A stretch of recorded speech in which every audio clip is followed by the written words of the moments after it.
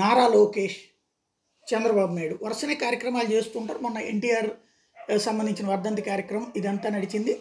ఆ రోజు వరకు ఉంది. నారా లోకేష్ గారు ఆ తర్వాత నుంచి అంటే రోజు మంగళగిరిలో తిరగడం కానీ కంటిన్యూగా ఇదంతా నడిచింది. ఆ రోజు కూడా రక్తదాన శిబిరంలో పార్టిసిపేట్ చేయడం, ఆ తర్వాత ఏదో ఎవరినో పరామర్శించి రావడం, ఎవరో ఇంటికి వెళ్ళటం అది జరిగింది.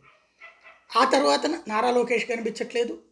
పార్టీ పరంగా ప్రెస్ ఇదైతే ఆయన దీని మీద స్టేట్మెంట్ ఇచ్చారు, దాని మీద స్టేట్మెంట్ ఇచ్చారు అనేది అయితే సాగుతోంది. యువగళానికి సంబంధించినటువంటి క్లిప్పింగ్స్తో కూడినటువంటి దానికి ఓ పక్కన వైఎస్ఆర్ కాంగ్రెస్ పార్టీ వాళ్ళు ఒక నెగిటివ్ ప్రచారం చేస్తున్నారు. ఆయన ఏదో అమెరికాలో అరెస్ట్ చేశారు ఇట్లాంటి. సాధారణంగా అట్లాంటప్పుడు ఆయన బయటకు వచ్చి దాని మీద తీవ్ర స్థాయిలో విరుచుకుపడతారు. లేకపోతే ఆయన సోషల్ మీడియాలో చిన్న వాటికి కూడా ఆయన ఏదన్నా అంటే విరుచుకుపడతారు, రిప్లై ఇస్తారు.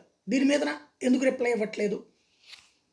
యాక్టివిటీ లేదా మీడియా ముందుకు వచ్చినో మాట్లాడి మరీ ఖండిస్తారు.